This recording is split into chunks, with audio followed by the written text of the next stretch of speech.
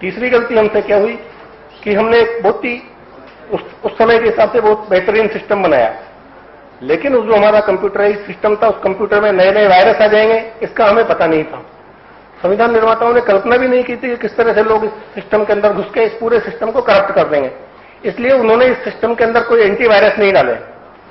आज परिस्थितियों को देखते हुए हमें इस सिस्टम के अंदर एंटीवायरस डालने होंगे, ताकि सिस्टम के अंदर कुछ गलत लोग पहुंच भी जाए तो सिस्टम उनको अपने आप वहीं अंदर से क्योर कर दे।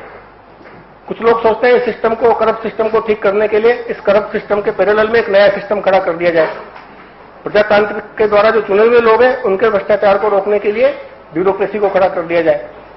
ब्यूरोक्रेसी के करप्शन को रोकने के लिए तो हमने नेताओं को चुना है, फिर नेताओं के भ्रष्टाचार को भी अगर हमें रोकना पड़ेगा तो ये प्रोसेस कहां जाकर रुकेगा।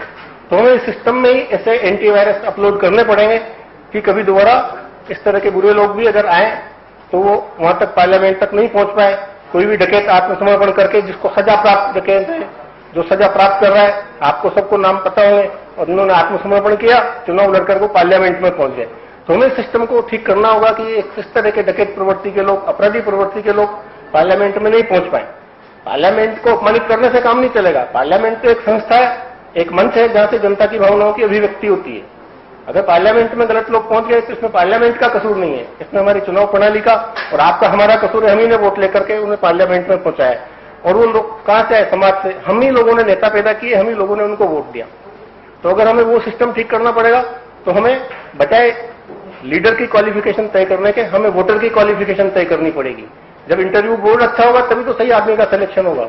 अगर हमारे वोटर की तो क्वालिफिकेशन तय नहीं, अगर हमारे वोटर की क्वालिफिकेशन तय नहीं होगी, वोटर की क्वालिफिकेशन जब तक हम इंप्रूव नहीं करेंगे तब तक लीडर की क्वालिफिकेशन इंप्रूव नहीं होगी।